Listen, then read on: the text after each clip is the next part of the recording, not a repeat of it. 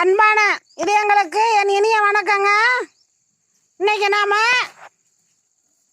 பூசணிக்காய் பொரியல் எப்படி செய்யறதுன்னு பார்க்கலாம்.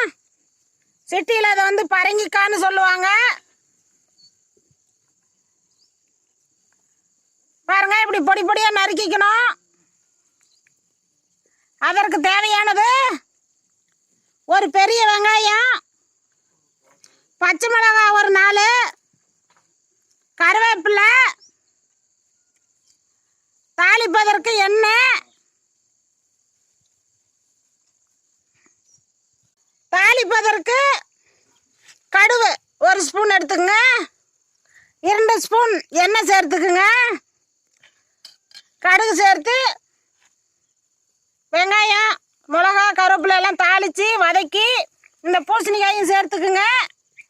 சேர்த்த உடனே 1 டம்ளர் தண்ணி விட்டுக்குங்க. விட்டு கேஸை சிம்மில் வச்சுங்க, வேகமாக வச்சுக்காதீங்க. அப்படியே வேகட்டும். அவ்வப்போது குலுக்கி விடுங்க. 2 ஸ்பூன் உப்பு தேவைக்கேற்ப நல்லா வேக விடுங்க. ஒரு 20 நிமிஷத்துலேயே காய் வெந்துடும். காய் வந்து இப்படி முக்கால் காயாக இருக்கணும், ரொம்பவும் பழுக்கக்கூடாது. இதுதான் ரொம்ப டேஸ்ட்டாக இருக்குங்க. சுகர் இருக்கிறவங்க இதை சாப்பிடவே கூடாது. இறக்கும்போது சர்க்கரை சேர்த்துக்குங்க. குழந்தைங்கெல்லாம் விரும்பி சாப்பிடுவாங்க, பெரியவங்களும் இது ரொம்ப விரும்பி சாப்பிடுவாங்க. பூசணிக்காய் அவ்வளோ பிடிக்கும் எல்லாத்துக்குமே. இது கிராமத்தில் நிறையா எளிதாக விளையுங்க.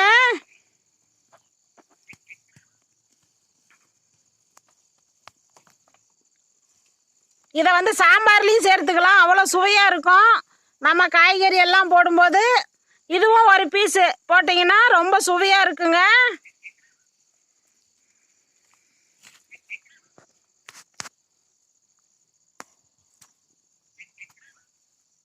இது சீசனுக்கு தான் அதிகமாக விளையும் கிராமத்தில்.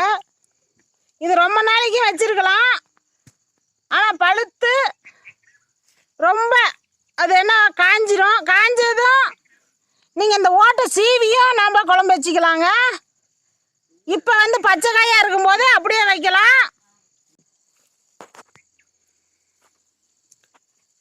இது சிட்டிலையும் கிராமத்துலையும் எளிதாக கிடைக்குங்க. காய் பழுத்ததுமே இந்த மாதிரி மஞ்சள் நிறமாக ஆயிடும். பார்த்து நீங்கள் முயற்சி பண்ணுங்க. மேலும் விவரங்களுக்கு ஈஸ்வரியின் 4 ஒரு மூலிகை.